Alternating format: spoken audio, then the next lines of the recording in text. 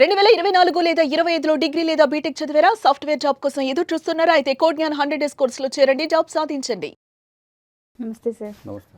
Sir అసలు assigned భూములు అంటే ఏంటి? అసైన్డ్ భూములను అమ్ముకునే రైట్ ఉందంటారా? మనకి అంటే భారతదేశము ఏంటంటే సంక్షేమ రాజ్యం ఒక విధులు నిర్వహించడం కోసం ఏంటంటే అంటే భారతదేశంలో ఎవరైతే పేదరికంలో ఉన్నారో బిలో పావర్టీ లైన్ పేదరికానికి దిగువ స్థాయిలో ఎవరైతే ఉన్నారో అలాగే సన్నకారు రైతులు నిరుపేదలు వీళ్ళైతే ఎవరైతే ఉన్నారో వీళ్ళందరికీ కూడా అంటే వీళ్ళు సామాజికంగా ఆర్థికంగా ఎవరైతే వెనకబడి ఉన్నారో వీళ్ళు వాళ్ళ ఆర్థిక యొక్క అభివృద్ధి కోసం వాళ్ళ జీవనాని కోసం వాళ్ళ బతుకులు బాగుపడాలనే ఉద్దేశంతో కోసం గవర్నమెంట్ ఏం చేస్తుందంటే గవర్నమెంట్ యొక్క భూమి వీళ్ళకి ఉచితంగా ఇవ్వడం అనేది జరుగుతుంది. వీటిని మెయిన్గా అసైన్డ్ ల్యాండ్స్ అంటారు అన్నమాట. అసైన్డ్ ల్యాండ్స్ అంటారు. ఇది ఇప్పటి నుంచే కాదు, మనకి బ్రిటిష్ వారి కాలం నుంచి కూడా అసైన్డ్ ల్యాండ్స్ ఈ సిస్టమ్ అనేది ఉండటం జరుగుతూ ఉంది. అయితే మెయిన్ మనకేంటంటే వీటిలో మనకి ముఖ్యమైన చట్టం 1977లో ఈ చట్టం తీసుకురావడం జరిగింది. దీని ప్రకారం ఏంటంటే అసైన్డ్ ల్యాండ్స్ ప్రొహిబిషన్ యాక్ట్ అంటారు ఇది. దాని ప్రకారం ఏంటంటే అసైన్డ్ ల్యాండ్స్ ఏదైతే ఉందో ఇది అమ్ముకోవడానికి అవకాశం లేదు. ఓకే.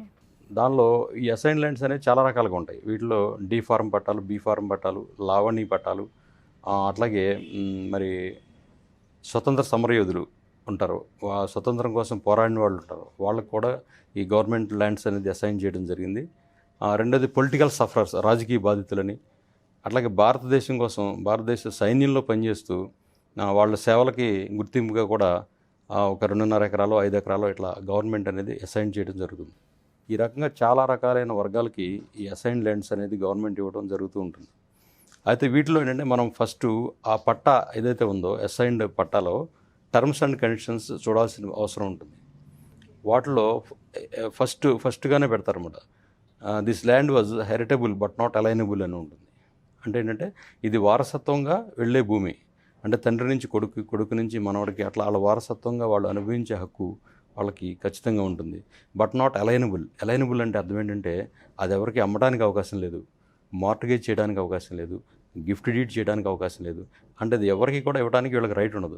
వీళ్ళ రైట్ ఏంటంటే దాన్ని అనుభవిస్తూ దాని ద్వారా వీళ్ళు ఆర్థికంగా అభివృద్ధి చెందడం అనేది ప్రధాన ఉద్దేశంగా అసైన్డ్ ల్యాండ్ అనేది ఇవ్వడం అనేది జరుగుతూ ఉంటుంది. అయితే మీరు ఆయన స్ట్రైట్ క్వశ్చన్ ఏంటంటే ముందు అమ్ముకోవడానికి అవకాశం ఉంటుందని. ఇప్పుడు ఇంతకుముందు మనం చెప్పుకున్నట్లుగా ఏంటంటే ఈ ఇప్పుడు పొలిటికల్ సఫరర్స్ కానీ, రాజకీయ బాధితులకు కానీ, లేకపోతే ఈ సైన్యంలో పనిచేసి రిటైర్ అయిన వాళ్ళకి ఇచ్చే భూములు, వీటిలో కండిషన్స్ డిఫరెంట్గా ఉంటాయి కొంచెం. అంటే ఇది 10 సంవత్సరాల వరకు మీరు ఎవరికి అమ్మడానికి లేదు, లేదా 12 సంవత్సరాల వరకు అమ్మడానికి లేదు అనేది ఉంటుంది. అప్పుడు వాళ్ళు 10 సంవత్సరాల తర్వాత 12 సంవత్సరాల తర్వాత వాళ్ళకి అమ్ముకోవడానికి అది అబ్సల్యూట్గా రైట్స్ అనేది ఉంటుంది అన్నమాట. ఓకే. అట్లాగే అసలు ఈ కండిషనే లేదనుకో, లేని వాటిలో వాళ్ళు అబ్సల్యూట్గా అమ్ముకోవడానికి కూడా రైట్ ఉంటుంది. అయితే మెయిన్ ఏంటంటే 1977 జనవరి 19కి ముందు అసైన్ చేసిన భూములు అవి అమ్ముకోవడానికి ఛాన్స్ ఉంది. అయితే దానిలో ఒక మెయిన్ కండిషన్ ఒకటి ఉంటుంది. అదేంటంటే పేద రైతులకు మాత్రమే అది కొనుక్కునే రైట్ ఉంటుంది. అసలు పేద రైతు అంటే ఎవరు అంటే మనం ఈ గవర్నమెంట్ మన యాక్ట్ ప్రకారం డెఫినేషన్ చూసుకుంటే 2.5 ఎకరాల భూమి మాగాణి భూమి. మాగాణి అంటే వెట్లాండ్ అంటారు అన్నమాట.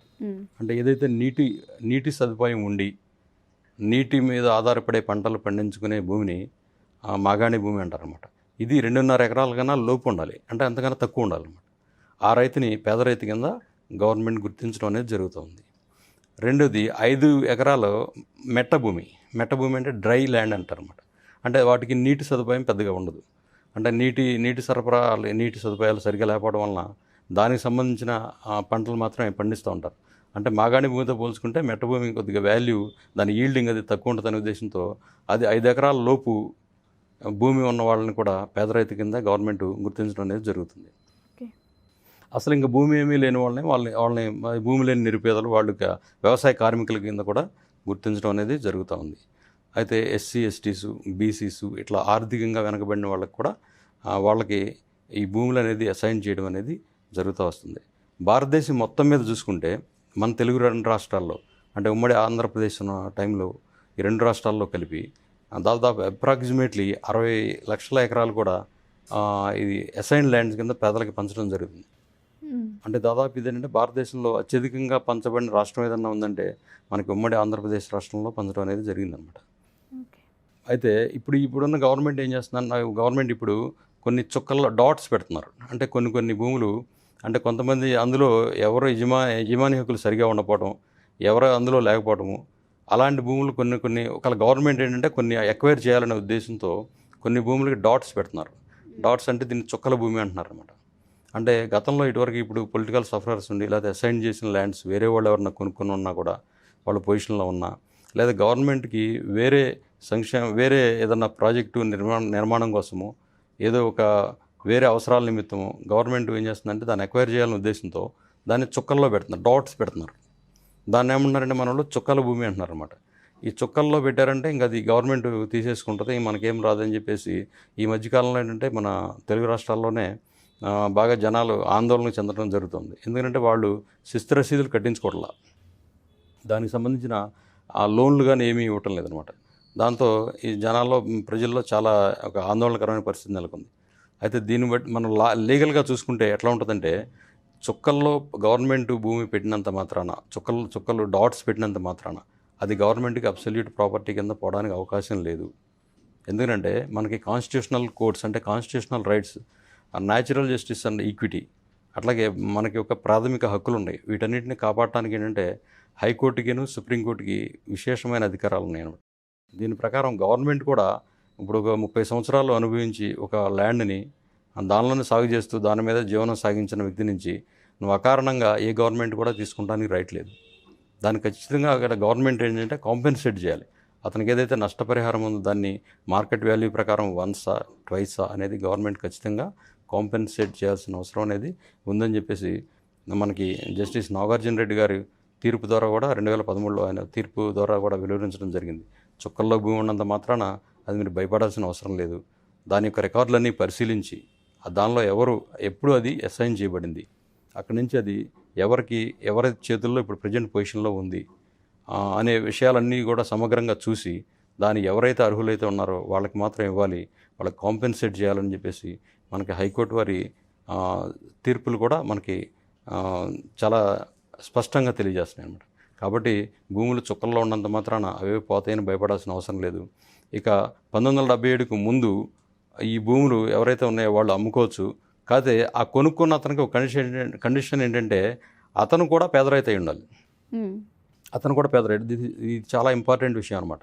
అంటే ఒక భూస్వామికి కానీ ఈ అసైన్ ల్యాండ్ అమ్ముకుంటాం జరిగితే అది చెల్లదు. ఈ కొనుక్కున్న వ్యక్తి కూడా ఒక సద్భావంతో కొనుక్కుని ఉండాలి. అతను కూడా పేదరైతే ఉండాలి. అంటే అతనికి కూడా మాగానే అయితే 2.5 ఎకరాల లోపు ఉండాలి, మెట్ట అయితే 5 ఎకరాల లోపు ఉన్న వ్యక్తి కొనుక్కుంటే ఆ సేల్ అనేది అది చెల్లుబాటు అవుతుంది. అదే బాగా ఉన్న వాళ్ళకి అమ్ముకుంటే అది చెల్లదు.